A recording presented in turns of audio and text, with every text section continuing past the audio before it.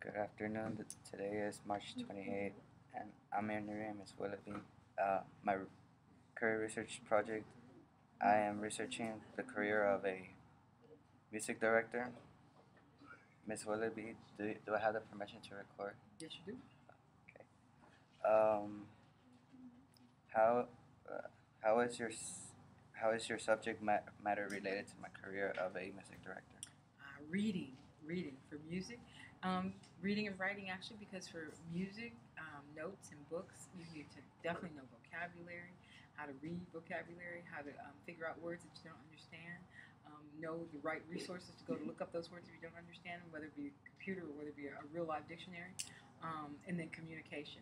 How are you going to, if you're going to write music, how are you going to put the music and the words together, the lyrics together, to be able to understand. And if you're a music director, you've got to know a wide variety of music and sources. So, reading and research, all that's with English. How will your class prepare me for my career interest? Well, it's going to strengthen your skills in reading and writing, also speaking. As a music director, you're going to have to be able to communicate with the people that work with you or work for you, what you're looking for, what you want from them, how you want them to do something. If they can't read a musical note or read something, you have to be able to communicate to them what you want them to do.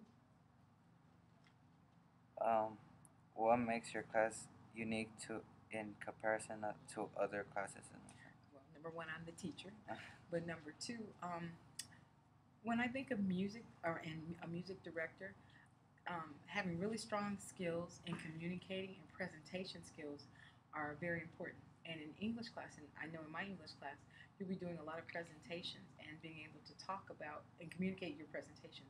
So, from start to finish for a project, for example, you get a project in English class. You've got to think about it. You've got to brainstorm what you want to do. So, for a music project, the same thing. And say you want to write a song, or say you want to direct some ballet or whatever. And you've got to think, okay, how do I want this to look? So all this is communicating and critical thinking skills. You're putting all these ideas together. Once you have these ideas on paper, then you're going to have to present these. And to the people who are paying you, to your audience, and to your musicians, you've got to be able to do all of that. So being able to communicate and bring everybody together so they understand you. And then when they don't understand you, how are you going to explain yourself to them? You got to be able to do that. So communication, speech, presentation skills. How do you implement character education into your classroom? By example. Um, Most of the time, my students are really good examples for me, so I learn from them. But if I come in and respect them, it starts with respect. That's the biggest thing. If students know that you respect them and you care about them, they're going to do their best for you. And they're not doing it so much for you, but just they know that they're in a comfortable environment where they don't have to feel nervous about doing their best. And so most of the time, my students are fairly comfortable.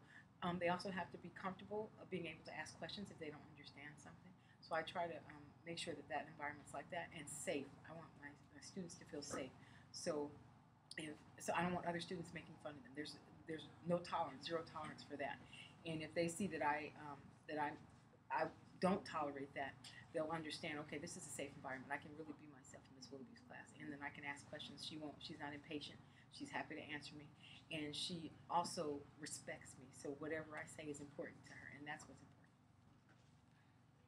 Um,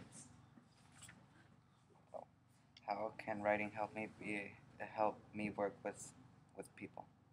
Well, sometimes people can't communicate really well when they're speaking, but if they can put it on paper, um, getting the idea is the hardest part. Sometimes it's on paper. Once it's on paper, they have a script. They can actually look at something. If you're a music director, you'll probably have something in front of you to look at all the time. But if you put it in words on paper already, it's going to be easier for you to communicate it. Because it's like, right here, this is what I want to say. And then you can go back and use that as reference. But people, also too, if you don't even want to communicate with them verbally, you can take your notes and say, okay, this is what I want you to follow. And if you have questions, then you can ask me. Then you'll be able to explain it more because they've actually understood your ideas. So you've got two things going on here. If you don't feel like talking, you can write it. If you don't feel like writing, you can speak. How can English help me be a director? Um, I'd say get the best possible skills. Research, number one, reading, listening, speaking, and presentation. Because all those go with being a music director. When I think of a music director, I think of some of the concerts that I've been to at like the Hollywood Bowl and different places where there's orchestras and actual music directors. And then I think of plays where they have music directors as well, and people seated in the orchestra section.